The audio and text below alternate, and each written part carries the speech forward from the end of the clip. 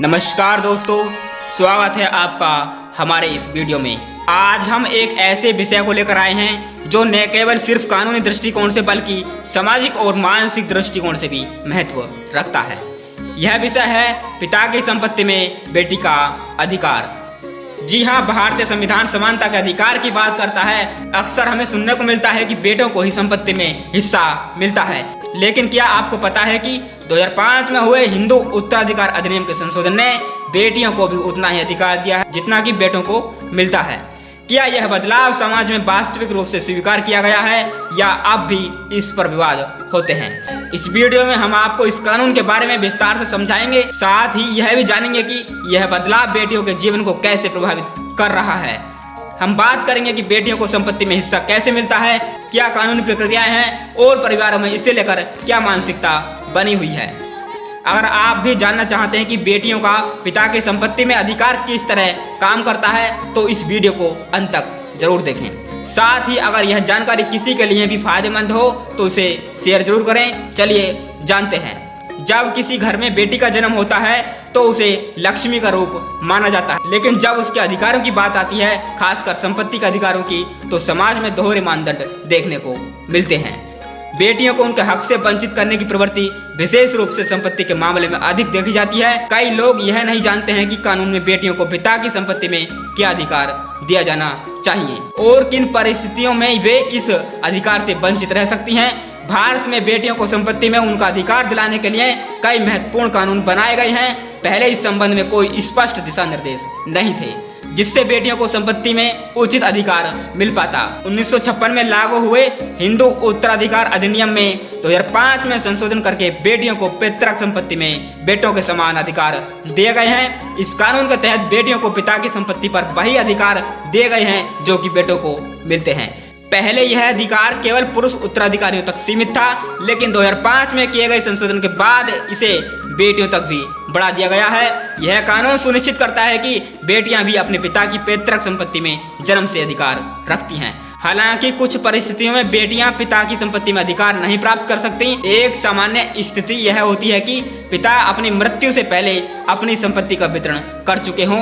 दूसरा, पिता ने अपनी स्वयं अर्जित संपत्ति को किसी विशेष उत्तराधिकार को दे दिया है तो बेटी उस पर दावा नहीं कर सकती।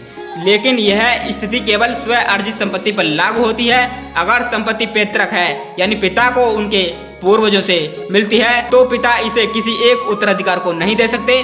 ऐसी स्थिति में बेटी और बेटों दोनों को समान अधिकार मिलता है। चलिए जानते हैं कि भारतीय कानून में बेटियों के लिए क्या अधिकार दिए गए हैं। भारत के हिंदू उत्तराधिकार अधिनियम के अनुसार बेटियों को पैतृक संपत्ति में समान अधिकार प्राप्त है। इसी तरह मुस्लिम पर्सनल लॉ में भी बेटियों को परिवारों की अन्य महिलाओं को भी संपत्ति का अधिकार दिए गए हैं।